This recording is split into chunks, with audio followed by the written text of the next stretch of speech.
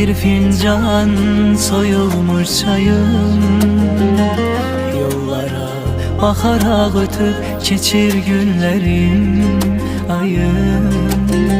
Fəsilləri unuttum, ne kışım bellidir, ne yayım. Haradasan sevgilim, yetmir sənə səsim harayım. Görəsən sən də mənim tək düşünürsənmi, üzülürsənmi?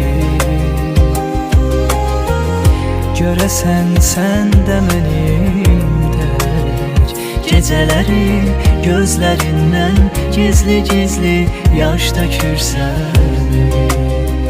Ətrin duyulur havada, doya doya içimə çəkirəm səni. Bir səsini duyum arada sırada, bir bilsən nə qədər sevirəm səni. Ətrin duyulur havada, doya doya içimə çəkirəm səni. Bir səsini duyum arada sırada, bir bilsən nə qədər sevirəm səni.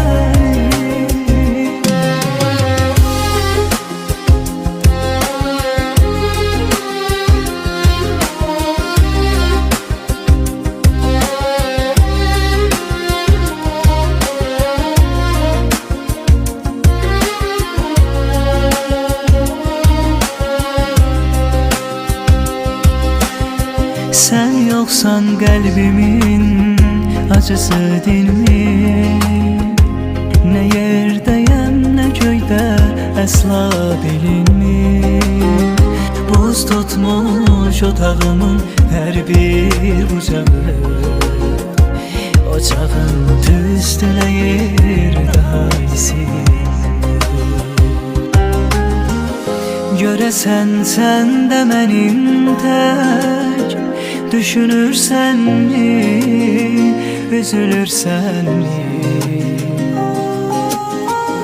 Görəsən sən də mənim tək gecələri gözlərindən gizli-gizli yaş tökürsən. Ətrin duyulur